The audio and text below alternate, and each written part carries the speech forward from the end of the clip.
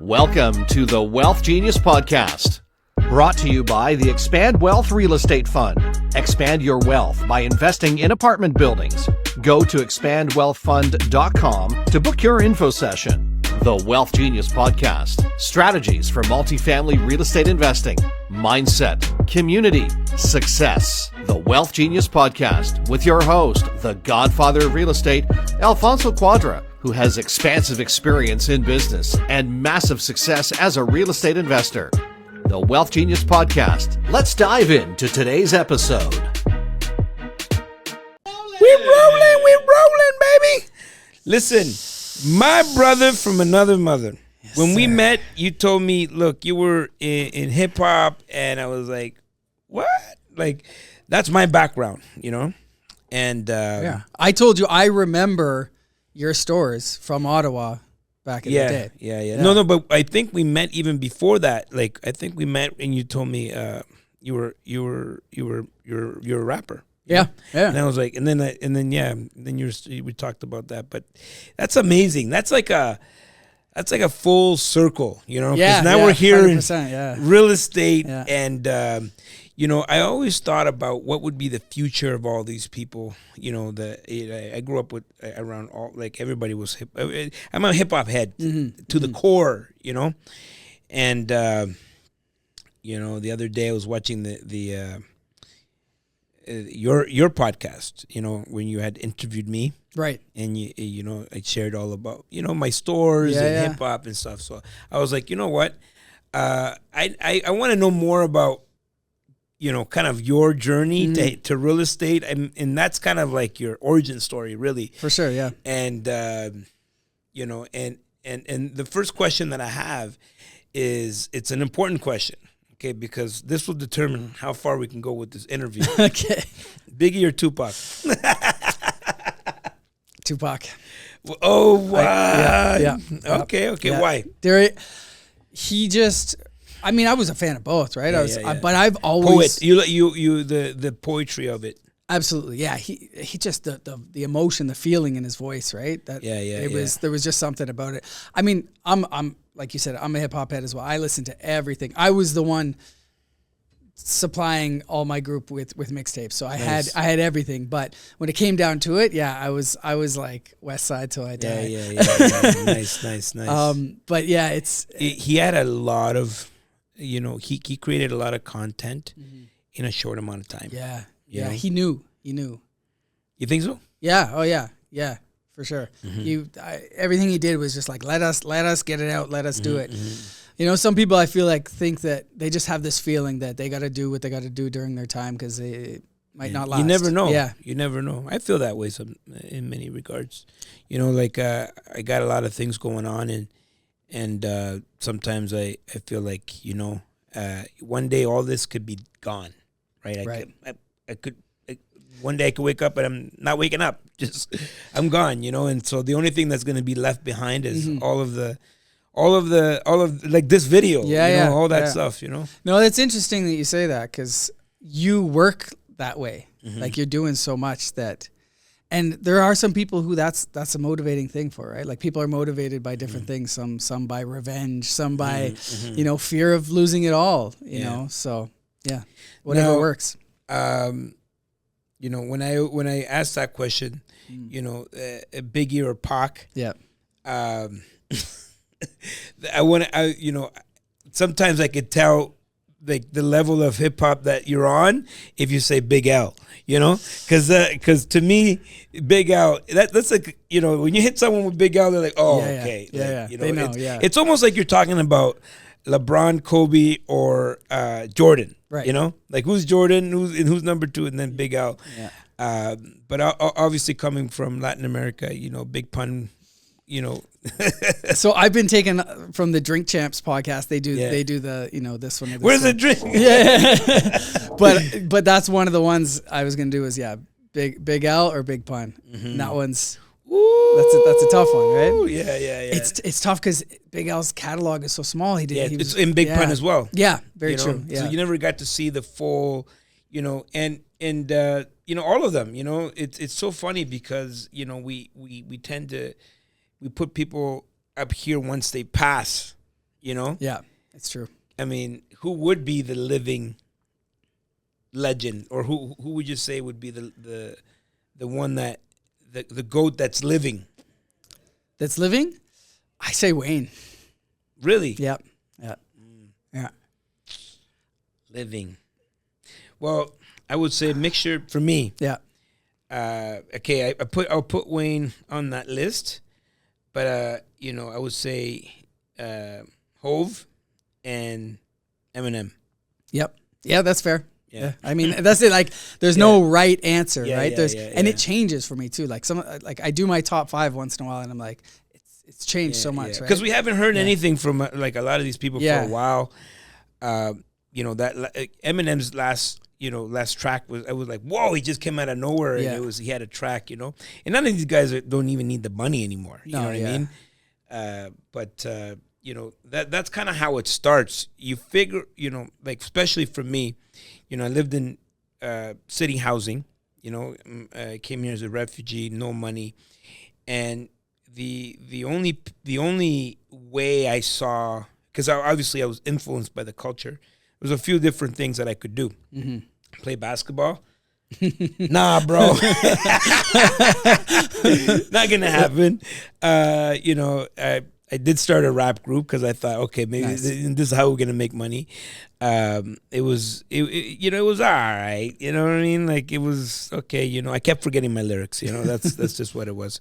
And so I knew maybe that was not my path. You could also, be a graffiti artist. So I didn't see that as you couldn't monetize that, as much as you to make a true living. For sure, you couldn't. And it's a certain breed, a person that. Yeah, that really, then there's like the dance, right? You could be a break dancer, and I don't know, I was not very agile. So I have very limited choices. And then one day I was like watching Russell, Fat Farm, and what he had created. I think it was in a movie with Biggie. It was a movie where they were all these artists. The show, the show. Yeah. That's the movie that started everything for me. Yeah. Because I was running out of options of how I was gonna make money. Yeah. Other than the obvious ones of going to the street, and I saw Russell, and he was like an entrepreneur, right? He was not like he didn't rap, he didn't do any of this stuff, and he had built his fashion brand. Yeah. And I said, okay, that's what I want to do, right? I thought I was going to build my own brand. So that's kind of how I got introduced to hip hop, or I wasn't introduced to hip hop, to the idea that I can make money from this thing that I loved. Right. What about you? Well, it's just interesting that you say that, though, because at that time, those brands, like, it's not the same now. Like, you start a brand, like, what are the hip hop brands now? Yeah. You had those massive, like, the street culture, all those were huge. So it was perfect timing for you, too. But what about me? In terms of music, it was something I did since forever. Started as poetry, evolved into, like, lyrics, and it was just, I couldn't imagine doing anything else. I never wanted to do anything else. I couldn't keep a job because I'd be in the stock room writing lyrics. And so it was literally just I came by it honestly. I couldn't imagine doing anything else. So what was I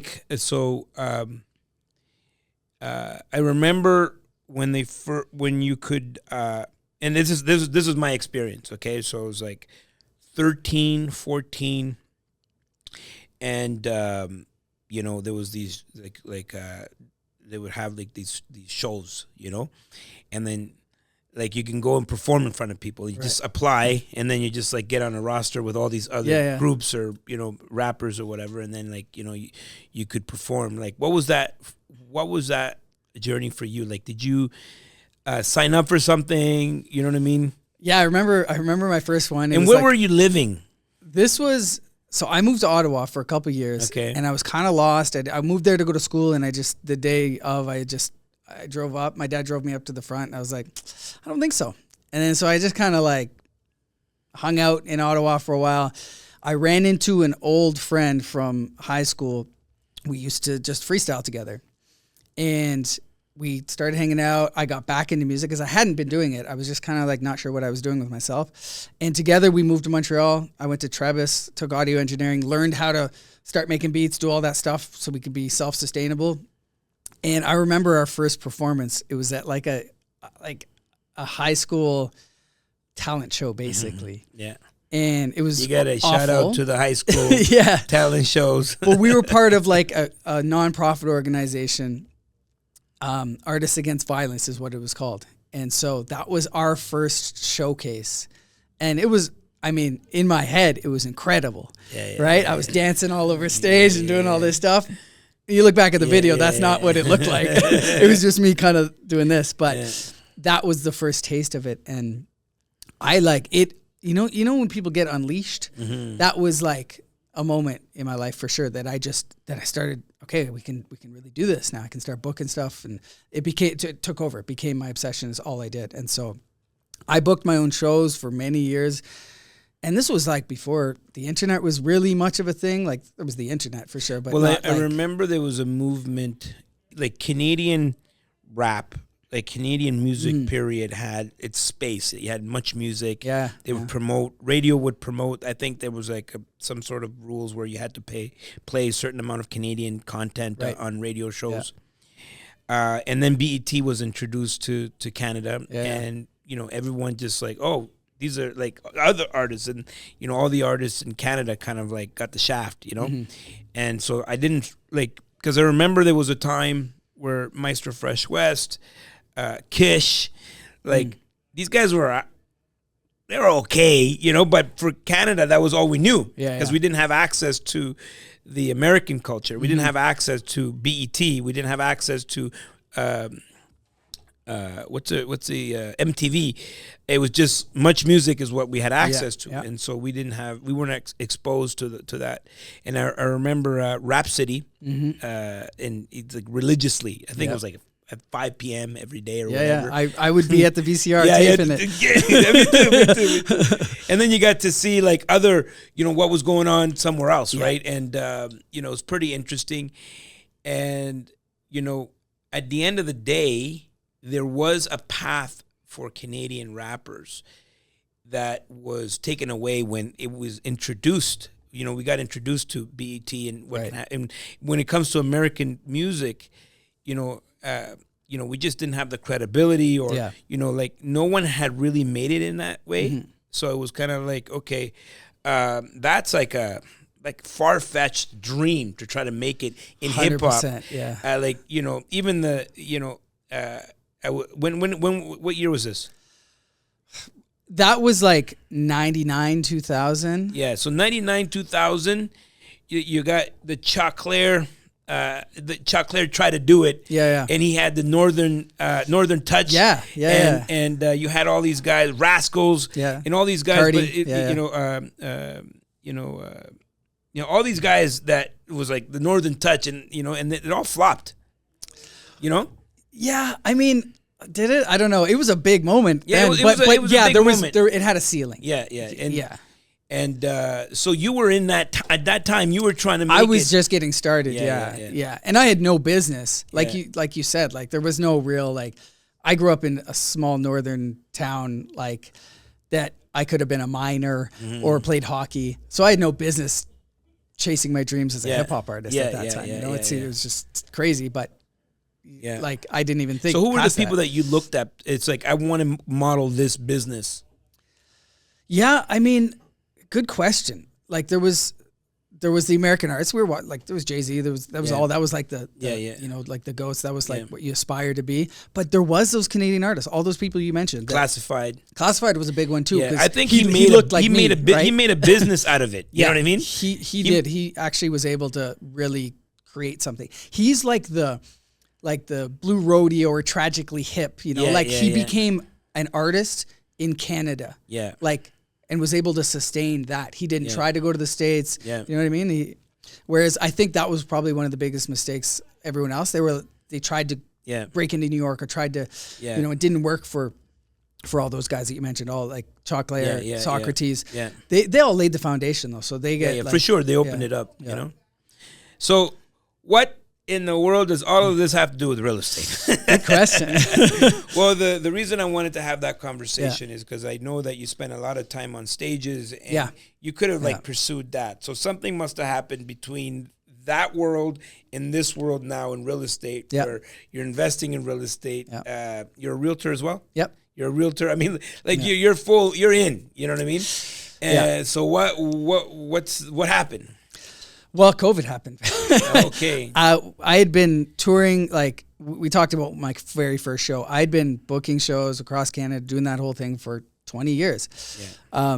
What was your hip hop name? Mo Littles. Mo Littles. Yeah. Mo Little. Yeah. Okay, Mo Little.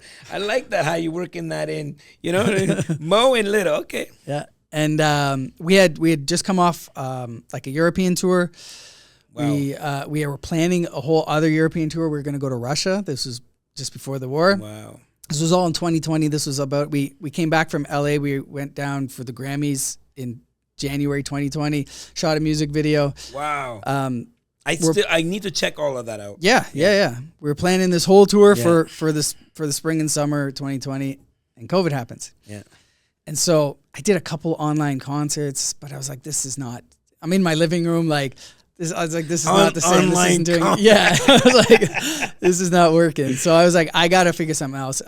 We actually, it was fun. We shot a few music videos, went down to like Yonge Dundas Square, no one there. So it was like this unique opportunity to shoot a music video there with literally not a person in sight, not having to get permits from the city and clear everybody out and stuff. So that was kind of cool. But I couldn't sit around. So I got into real estate. I've been thinking about real estate for a while, and it was one of those moments. We all had it. We're like, you know, what am I doing now? What do we do now? Like, do I need to make a change? And I'd been doing that, like I said, for 20 plus years. And so I was like, there's not much I can do with music right now. I always continue to make music, but I just started getting my real estate license because I had the time. And that quickly developed. I got turned on to Cash Flow Tribe at the time, which was an investor community. Met a lot of great people through that, and that just really opened the door. So I started wholesaling right away while getting my license. And then once I got my license, most agents like take a while to get a deal. Yeah. Right? You like join a brokerage, try to figure out what actually works. Because when you're studying for your license, you don't learn anything. It's not until you start working that you start to learn. I think it's a way to keep some people out, like weed out the people that are not serious, you know. It's like there's a test and you're like, oh my god, there's a test, and maybe I'll just stay with my job, you know what I mean, because or else you have everybody would be an agent, you know. Well, there's 80,000 of us, so but the survival rate is low, you know. The 2 to 5 year survival rate, people don't last. So I felt blessed to be able to, as soon as I got my license, I had wholesale deals like already going, and then stuff that I could, you know, flip to be like on market deals as well. So that's the quick story of it, and it just evolved from there. When I go into something, I go all in. So I kind of like I said, I knew that the music thing is going to take a backseat now that I'm going into this. Then I had a daughter, so it was not conducive to me being on the road the same way, and so I dove all the way into real estate, and you know, having my license, but also, you know, the whole investment side of it as well just opened up. We spoke probably a year or so before I actually joined. Yeah, I think we got on a Zoom call. Yeah. And it was, you were like we're just gonna kind of keep it small, keep it a tight circle. And I was like, yeah, fair enough. And then by the time I actually came in, it expanded, it exploded, right? But there's a lot of transferable skills. I think so. Yeah. I mean, the clothing business for me was my university, and the next logical step for me was, you know, getting out of a business where, you know, it was vulnerable, right? You have China, you have all these different other ways of distributing that product, and it was getting diluted, you know, like. When you had, by the time like everybody and their grandmother has a line, it's like it was so diluted. Then I needed to make a shift, and you know there was an opportunity that came up, and I made that shift, and then I went into real estate full time. But you were making, this was you were making a living from music. I was as much as a Canadian hip hop artist can. Yes. There's a lot of grants and stuff, so that would allow me to tour. And some artists are really good grant writers. You got to be. You got to learn that. There's a lot of skill. You wear a lot of hats. You know, same with being in real estate, right? You got to wear a lot of hats. But being on the road allowed me to make money. Because merch sales and CD sales were the bread and butter. And so that I also worked in experiential marketing, so events. Promos, all that kind of stuff. So again, transferable skills, they all go hand in hand. So that getting into real estate became, it's very similar though, because the money's not always just like steady, right? It comes in, and so you got to be smart with it. And so I've always been smart with money, and I've always invested as well. There's a lot of people, you know, I'm assuming we're kind of the same age or around the same age. I think so. But you had some references there, 90s and things like that. Yeah. But, you know, there's a lot of people that probably were in that culture in some capacity, you know, that could transition into real estate, you know. It's funny when I did, I was like, oh, I'm gonna bring everybody in. It's gonna like hit everybody up and be like, you know, you're not doing the same thing. Now that COVID happened, all this stuff, but not everybody necessarily had the mindset for it. And it's funny, once things started happening again, I would see the same people going to do the same shows and do the same things, and I was like, thank God I'm not gone back to just do the same thing. No knock on them at all. You gotta keep doing it. You gotta elevate. You gotta look for the next thing. You gotta expand. You gotta continue growing. You know, and you know, unless you're even a big artist right now, you know, like the only way you can make money is shows. You know, you get to a level where people know you enough that you're gonna get paid more for a show. You know, or streaming now, clipping and online and TikTok, or get shot, or all that.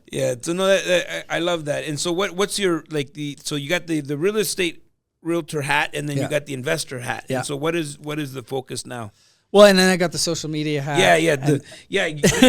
Tell us about that. Because you know, for the people that are listening, you know.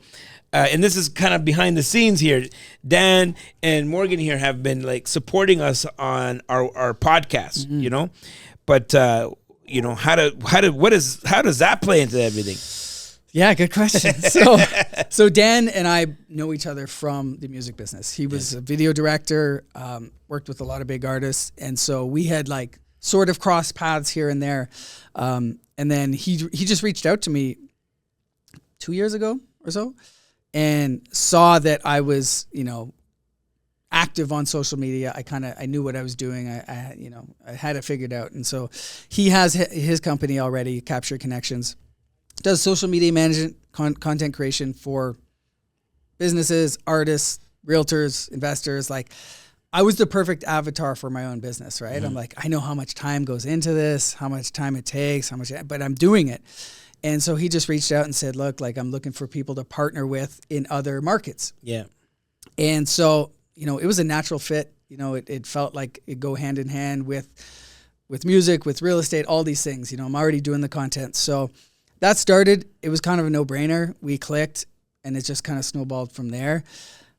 Keep me posted. The name, it's how did you think of this name? Like, it's keep me posted. We keep people posted. Right? That's again my wordsmith mind at work, just being like, I got to make this, you know, a bit of a pun and And so we're so happy to be here, and it's fun. It's funny to step from behind the camera to in front of the camera right now. But yeah, we're stoked to be able. Well, to I got this idea because the other day, I don't know how the episode that we did together. Somehow it was, you know how they do this recommendations on YouTube. And I saw it, and I don't know if I've seen it before or I forgot about it, or, you know, sometimes you film so many things you forget what you film. And then I clicked on it, and it was like talking to, and I'm like, oh, cool, like we were talking about hip hop and stuff, and I'm like, oh, that's pretty cool, and I'm sure like anybody that resonates with this world, like the hip hop world, I think, would resonate with this episode. If you don't, okay, what can I do?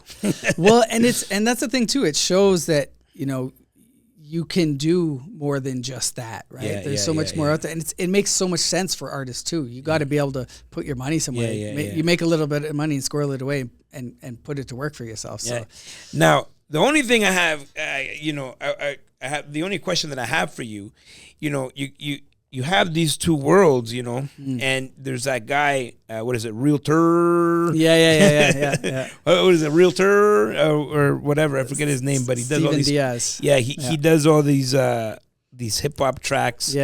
Related to real estate.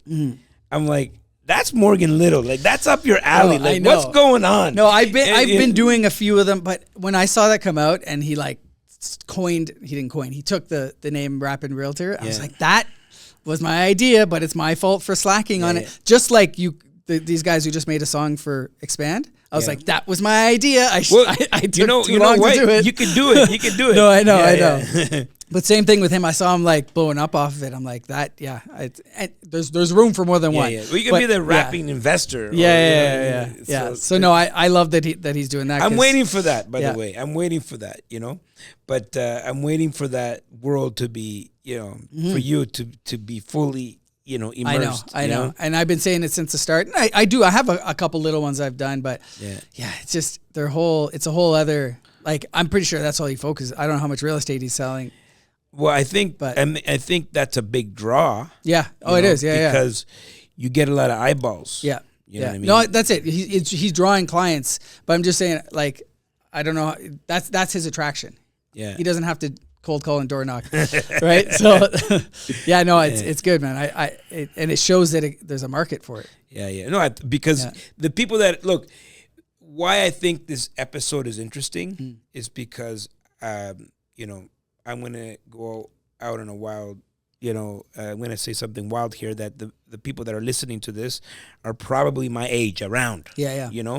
And, you grew up with hip hop. Sorry, you grew up with hip hop, and to see that now incorporated into your new world of real estate, I think it's kind of fun, and it's pretty neat. It's like Jerry said on a previous podcast. Like I have to have that creative outlet still. So I think I'll always do it. Doesn't get the same attention that it used to as part of my life, but I'll always do it. All right. Well, you know what? We solved all the world's problems. We know that Morgan is, he's a Tupac kind of guy, and I'm a Biggie guy, but doesn't mean we can't be friends. No. This day and age, we can do that. Yeah. But all the information will be in the show notes. What's a quote or a mantra that you live by? So one that I always say to myself is, how you do anything is how you do everything. Love it. Growing up, I wasn't always like that. And I think that just came from influences in my life, whatever. But it would, it's easy to take the easy route or cut corners or say you'll do it right in certain situations, but you don't unless you do in all of them, right? So that's something I tell myself all the time. Anytime I'm going to be like, that's enough, no. Let's do it right every time. Raise your standards always. Love it, sir. Thank you, sir. Thank you for coming Appreciate by. it. Yes, sir. Since you were already here, it was easy and quick. But that's it. That's the show. Alfonso loves you, and we'll see you all at the top. Woo! The WealthGenius Expand Investor Conference is coming to the Lux Convention Center in Mississauga this October 31st through November 2nd, 2025, with over 50 speakers, 100 vendors, and over 1,000 in attendance. This is the premier real estate investor conference that you do not want to miss. Hosted by the Godfather of Real Estate, Alfonso Cuadra. Expand Investor Conference, October 31st through November 2nd, 2025. Get your tickets at eventbrite.ca, and we'll see you at the top.